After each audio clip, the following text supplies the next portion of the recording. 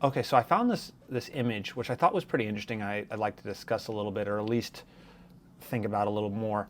But it basically had two different sections of stickies, which are supposed to represent activities or work or user stories or features or things to work on.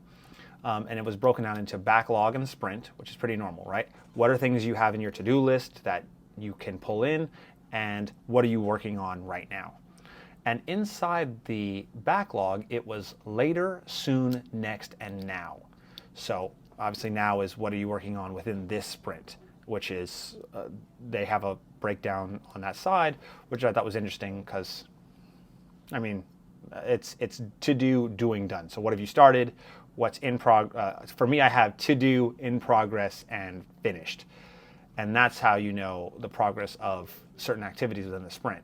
So I'm already managing that way. But what I did think was interesting was how they were managing their backlog into a later, soon, next, and now.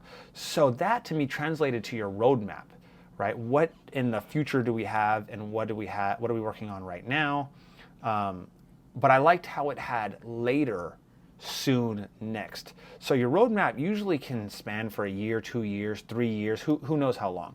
But it gets a little, like, stuff gets lost somewhere in the backlog when it doesn't necessarily have a location.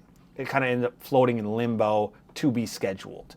But I like the idea of, instead of just having something floating in limbo, like, oh, we have to schedule it, we have to get to it, putting it somewhere and maybe even refining the later, soon, next, and now into maybe Q1, Q2, Q3 this year, next year, to be organized, something where it's a little more specific.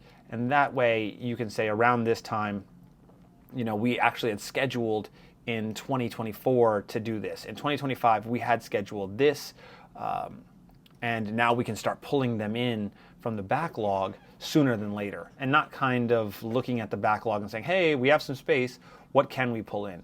But even pulling things in based on sizing and things like that. So it's just a little something I like to talk about in terms of project management and figuring out how to better organize future work and the roadmap, which a lot of times I've seen is a problem because there's never a good enough transparency or planning further enough in the future. You kind of get to a point you say, what are we doing right now? But ideally you want to have a future plan, things to pull in. If you get done sooner, you can pull it in. If it takes later, you can push stuff out. But being agile and able to manage your work is the ideal situation.